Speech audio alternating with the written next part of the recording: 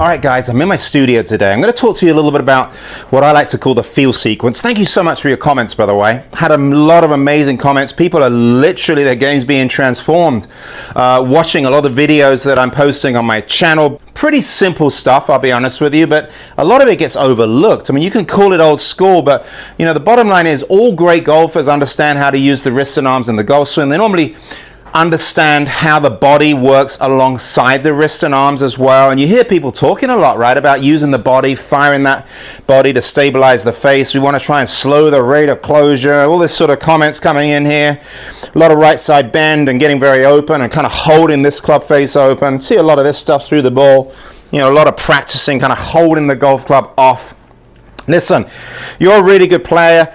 You're trying to hit shots inside of 150 yards into a 5 or 6 foot area. You got a ton of arm speed. You close the club face. You hit a lot of hooks and you're struggling. Go for it, okay? If you've got permission to do that, I've got nothing against that. These coaches are excellent coaches. The bottom line is you need to find what works best for you. And the vast majority of my students and the ones that are looking at my channel, of course, are struggling to create speed in the first place. They're struggling a lot of the time with a slice.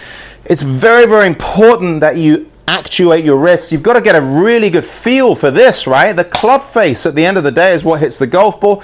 Your hands are synonymous with the club face. If you've got no feel for what this club is doing as you swing a golf club, I'm sorry, you can't switch off your wrists and your arms and seriously expect to spin your way to more speed. It's just not going to happen, right? So you need permission to work on all this body dynamic stuff. The way to have permission, maybe we start off hooking the golf ball like all the best golfers of all time. Learn to hook it first. When they were kids, they needed to create speed, guys. Create speed by over-rotating your golf club. It's not a good thing. You spend the rest of your career trying to get rid of a hook. But how many of you struggle with a hook? That's a great question, isn't it? So let's talk about this for a second.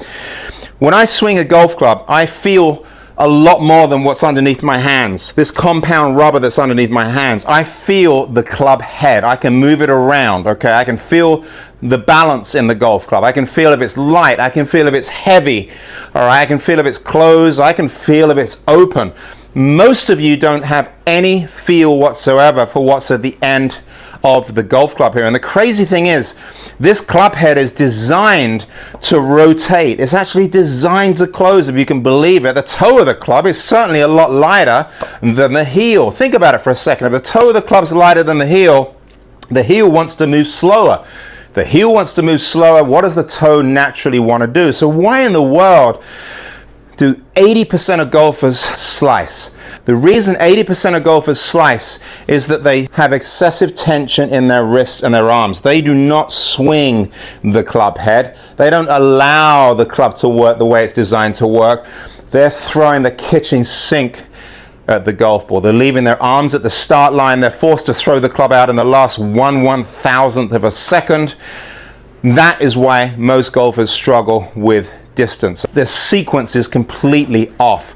So this is what my students that come and work with me, that have these amazing transformative sessions, for the first time, they feel this. They actually start to feel what their club head is doing. And we work on this little hitchhiker drill. I've talked about it many times on my video. It's not that I'm not moving my body here. I'm allowing my body to rotate a little bit, okay? But the bottom line is I'm hinging, unhinging, and then I'm rehinging as I swing through. I'm not rolling my wrist. This is not an open to close release pattern. I've heard people say that. This is not what this is, okay? And I'm certainly not scooping as I come through either. All I'm allowing to happen here, and you can watch the toe of the club, it's going to turn down towards the golf ball.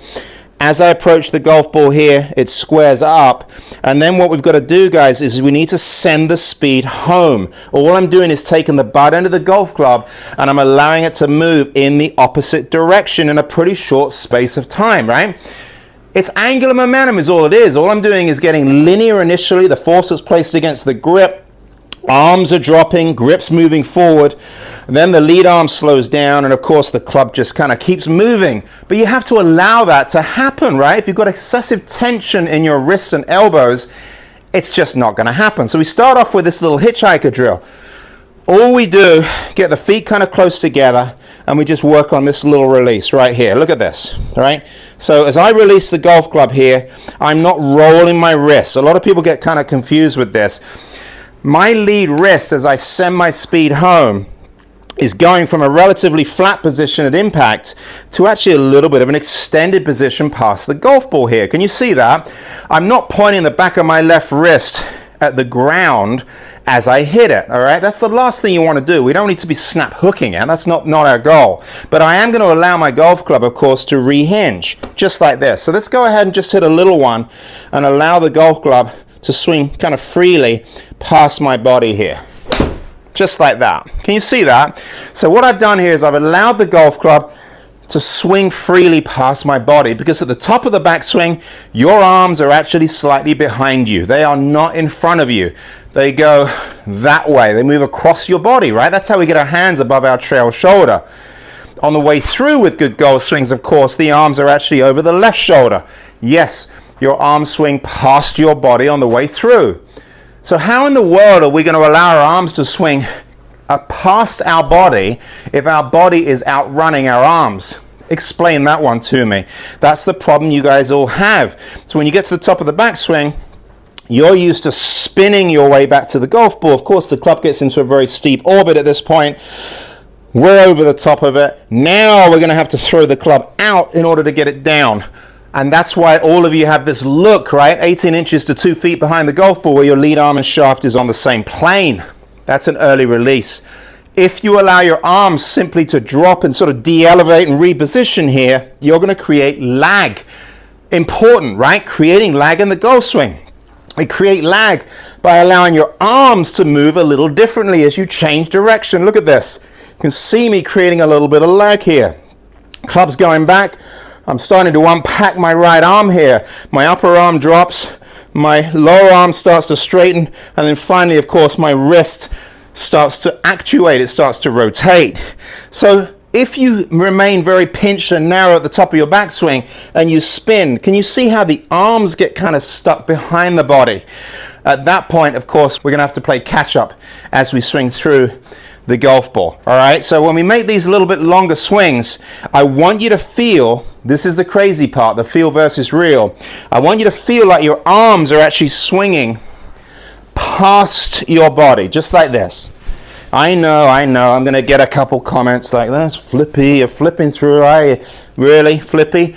Butt end of the club's still pointing at me, okay? Not over here. It's not flippy. But I am allowing my arms to swing freely here, right? I'm not tensing up. I'm not pulling my arms towards me. My arms are expanding. They're actually moving away from me. They're not moving towards me. Look at my arm move off my chest. That's the feeling I want you guys to have. Look at that right there. So what I'm going to do is I'm going to make some swings, literally feeling like my upper body stays facing the camera back here, right? And my arms swing down, and then my arms pull me through the golf shot. Essentially, my body is going to move for sure. It's going to move, okay, but it's going to move a little slower. I'm not going to move as fast. And my arms are going to move a little faster. All right, most of you are moving your body too fast and your arms a little too slow as you change direction. We're going to replace that. Replace it, okay? Let's go ahead and do that.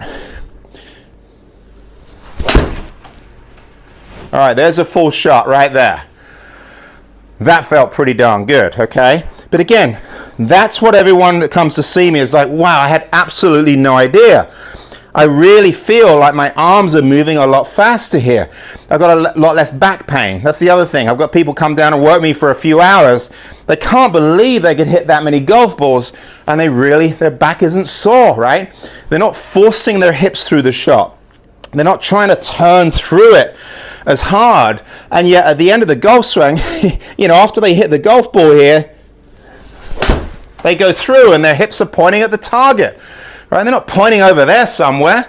They're allowing their arms to employ their body. That is the feel sequence that I want for you, okay? Think about it for a second. Do something very, very different. Think differently about how you want to swing a golf club. They don't call it body-eye coordination. They call it hand-eye coordination. It's your hands that hold the golf club. Swing the golf club, your body will respond. All right, it doesn't matter if it was 400,000 years ago with someone throwing a spear to feed their kids back in a cave, right? They weren't trying to turn their hips and think about all this stuff.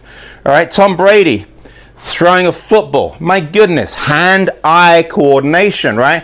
1, 2, 3, boom, right? Look at the hips. They move dynamically. But the arms, guys, oh boy, the arms are moving freely. That's what I need you to understand. All my students, they move their arms very, very freely. They get their arms off their chest. They don't keep them pinned against their body. Their arms move forward and then they send their speed home. And that's what I want you to understand. All right, so change your concept. Start thinking about this feel sequence. All right, it's going to be amazing the results you're going to get. Thanks so much for watching. Go ahead and share if you think this could help someone. And I really appreciate my subscribers. I'm having a heck of a lot of fun. All right, guys, take care. We'll talk to you next time.